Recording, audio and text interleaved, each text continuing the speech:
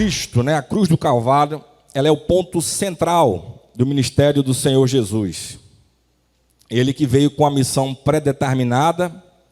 Para alguns que não conhecem a Bíblia, acham que ele foi um plano B.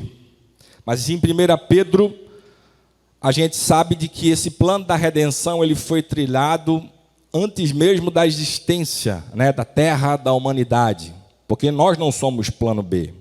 Na verdade, Isaías fala de que Deus ele traz à existência algo quando ele já escreve, quando ele já tem escrito o futuro. É como se ele viesse de trás para frente para tornar a existência, depois que a minha vida e a sua vida ela já tem um início, meio e fim. Porque o nosso tempo é diferente do tempo de Deus. O nosso tempo ele é o Cronos e o tempo de Deus é o Kairos. É por isso que a Bíblia tenta nos explicar dizendo que um dia para Deus é como 1000 anos. Ou seja, não existe um tempo pré-determinado para Ele. Ele faz o que Ele quer de acordo com o tempo dEle, não com o meu tempo e com o teu tempo.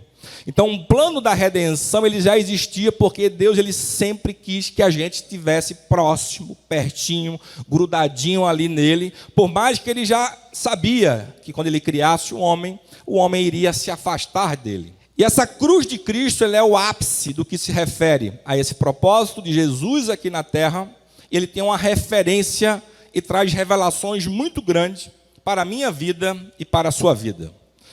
O Antigo Testamento, ele traz algumas colocações por ordenança de Deus, porque ele fala que se por um homem entrou o pecado no mundo, e Deus quando criou o mundo e o homem a princípio de forma perfeita, e o homem por escolha, ele comeu do fruto proibido, da árvore da ciência do bem e do mal, e ele se afastou de Deus por escolha própria. Foi quando vem lá Gênesis 3:15, e Deus promete que iria enviar que iria pisar, esmagar ali a cabeça da serpente, para nos reconciliar para com esse Deus Todo-Poderoso.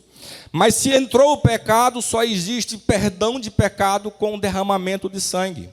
No Velho Testamento, para que houvesse perdão de pecados, era necessário ali que apontado por Deus, ele pegasse 2 animais. Um deles, um cordeiro, que não poderia ter mácula, ele era morto para que o seu sangue fosse derramado para perdão do povo.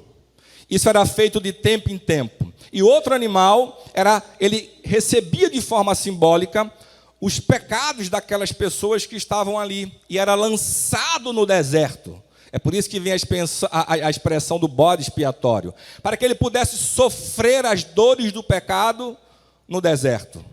Esse ato significava, de forma simbólica, para que Deus pudesse trazer perdão para aquele povo.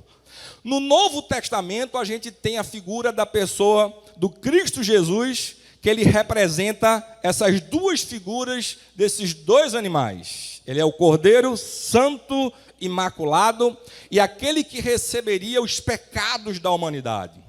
Quantos lembram aqui daquele trecho, quando fala que ele bebeu o cálice da ira de Deus? E lá ele teve medo, se possamos assim dizer. Porque Jesus, até aquele momento, ele não conhecia o pecado. E naquele momento, dizem os teólogos, quando ele bebesse daquele cálice da ira de Deus, ele estaria conhecendo o pecado. E ele disse: Pai, se possível, afasta de mim esse cálice.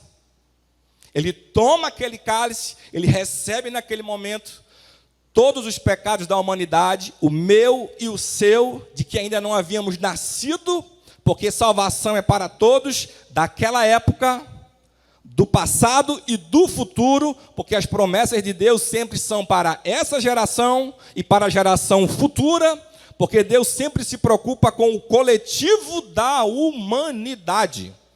E ele se dispôs, vai até a cruz, faz o cumprimento da promessa de Gênesis 3:15, porque ele falou em João, no capítulo 6, de que ele é o caminho, a verdade e a vida. Ele se auto-intitula isso.